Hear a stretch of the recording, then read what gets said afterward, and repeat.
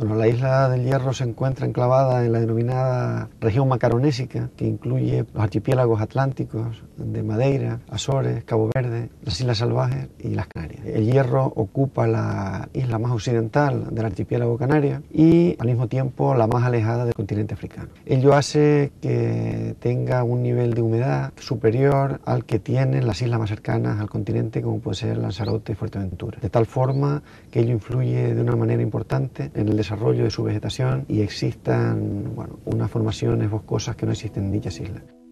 La isla del Hierro, rodeada por el segundo océano más grande del mundo, es uno de los primeros territorios del continente africano que recibe los vientos alisios húmedos del oeste. ¿Es posible que sus habitantes nos hablen de problemas de agua?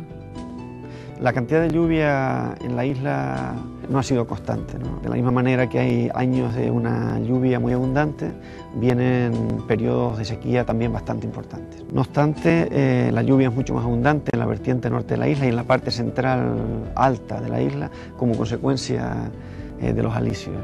De tal forma que en la vertiente sur pues los niveles de lluvia han sido mucho más escasos. Incluso hay zonas en las partes bajas, las cercanas al mar, donde los niveles de lluvia son prácticamente nulos. Los serreños han pasado toda su historia mirando al cielo y rogando por el agua, auténtica fuente de vida y motor de la economía isleña. La presencia o no de agua cambiaba el devenir de los habitantes del Hierro.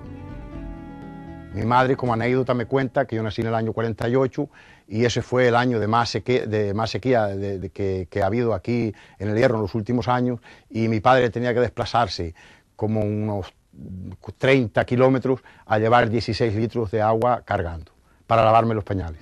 Eso es una anécdota que ojalá más nunca esta gente nueva hoy, como ven salir agua por el chorro, no piensan que eso pudo pasar nunca, y un poco la están, no diría malgastando, pero abusando quizás del gasto del agua hoy, que se debería de pensar un poco más en eso, en lo que pudiera volver otra vez. Otra consecuencia importante de la sequía ha sido que esta isla haya sido una isla productora de migrantes. Son muchos los herreños que como consecuencia de esta sequía se han desplazado fundamentalmente a América. Primero fue a Cuba, Argentina, y en los últimos años, en las últimas décadas, a Venezuela. De tal forma que en la actualidad haya más herreños viviendo fuera de la isla, que los que se encuentran en la propia isla. La isla del Hierro en una época tuvo, según nos cuentan las estadísticas, 12.000 y pico habitantes, y se fue despoblando hasta llegar a 5.000 habitantes en una época. Y todo era basado un poco en el agua, pues el herreño siempre buscó la manera de buscar agua, pero en aquellos tiempos no habían medios técnicos, no habían medios económicos, y como bien sabemos, pues los aborígenes obtenían agua por las condensaciones, lo que pues hoy se da en llamar el árbol santo, el árbol garoé, que ahí obtenían a ellos agua, y en esa zona que es muy húmeda, pues aparecían luego, hacían las albercas, y ya luego en otra época pues los alibes, toda la gente antes del Hierro, pues antes de hacer la casa hacían las libes, cogían el agua de los techos, inclusive de los caminos. Antes preparaban los terraplenes y los cogederos, como se decía, para llenar las alibes. Cualquier gota que cayera era recogida, no se desperdiciaba nada. El agua era un tesoro que se guardaba con más mimo que el propio oro. Toda el agua debía circular hacia recipientes donde se pudiera recoger.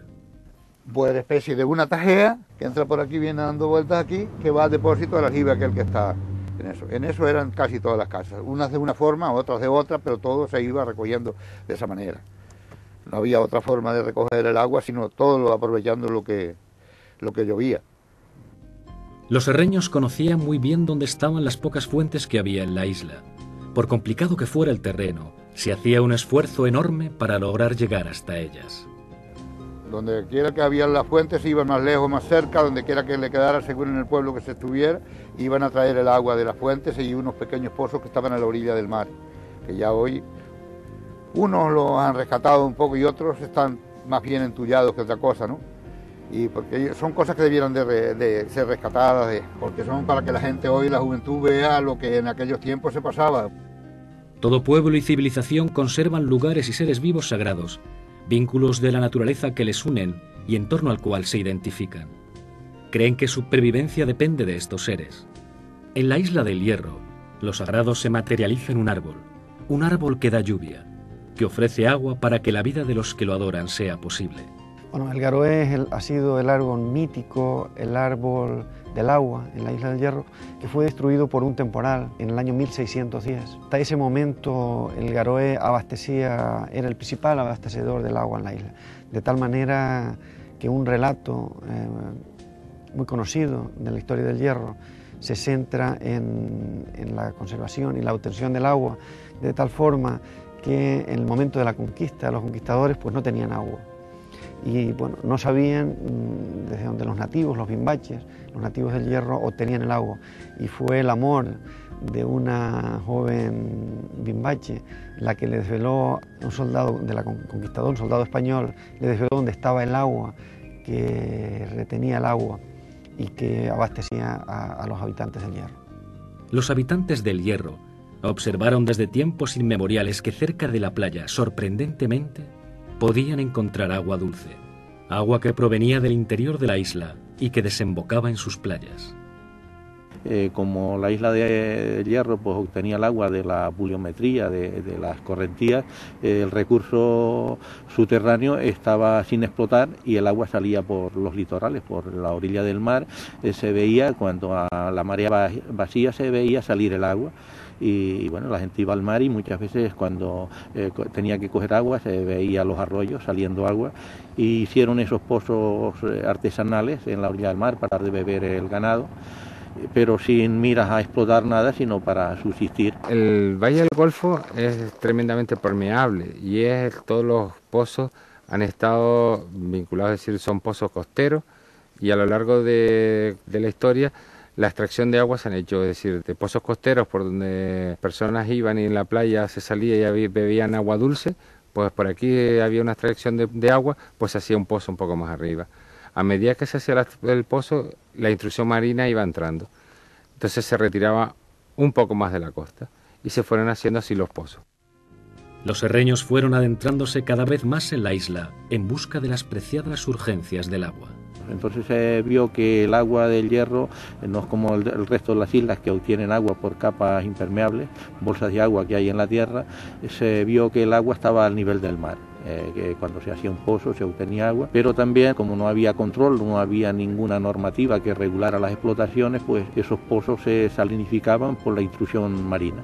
Con los conocimientos que tenemos del acuífero insular, hemos llegado a la conclusión de que es un único acuífero. No tenemos, como sucede en otras islas, en Tenerife o en La Palma, acuíferos colgados a determinadas alturas por diferentes permeabilidades del terreno o por fenómenos, accidentes geológicos como pueden ser fallas o de otro tipo. Entonces tenemos un acuífero basal que está considerado como único, que es del que se extrae toda el agua de los pozos de esta zona del Golfo y del resto de los pozos de la zona norte y de la zona sur. Los isleños conocían cada vez más las zonas de donde se podía aprovechar el agua dulce que salía al exterior. A la lucha por la conquista del agua, solamente le restaba esperar la llegada de máquinas que hicieran posible elevarla desde las zonas bajas de las playas hasta la parte alta. La era de la industrialización les dio esos recursos. El primer motor que instalaron fue de carbón. Luego trajeron uno más moderno, un Ruston, que en aquel momento era una maravilla y tal, pero ya ni con motores modernos ni con nada les fue muy rentable hasta que está en la situación que está. Pero bueno, son cosas de la vida y ojalá sigamos hacia adelante y no nos vuelva a hacer falta esto que en un momento no solucionó los problemas.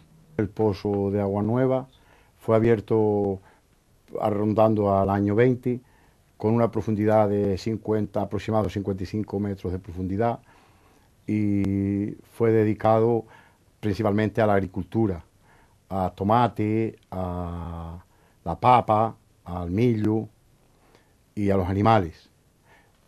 Jugó un papel muy importante en la economía de los herreños, tanto con el agua como con el trabajo dio de comer y beber a muchas familias. Y luego, posteriormente, lo dedicaron a la caña de azúcar. Fabricaban un ron de Agua Nueva, y en su mayoría los portaban a Las Palmas, el cual tuvo mucha fama. Cada isleño había procurado a sus cultivos los pozos necesarios para no tener que depender únicamente de las lluvias.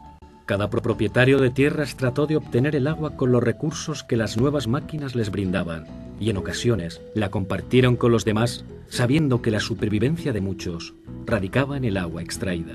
Ellos fueron muy generosos con el pueblo y el agua no la vendieron nunca, no cobraron nunca a lo que era agua para los animales y para consumo, fueron muy generosos y no cobraron nunca esa agua. Estamos en estos momentos en el Pozo El Tamaduste. Es un pozo costero como la mayoría de los pozos del Hierro. Se comenzó a abrir este pozo en la década de los 70. Fue una comunidad de 6 amigos, entre ellos, uno de ellos y yo, que nos reunimos y intentamos abrir un pozo en esta zona que no existía. Existía Tamaduste 1, que es un pozo que dio agua salada. Entonces intentamos abrir este a un poco más altura.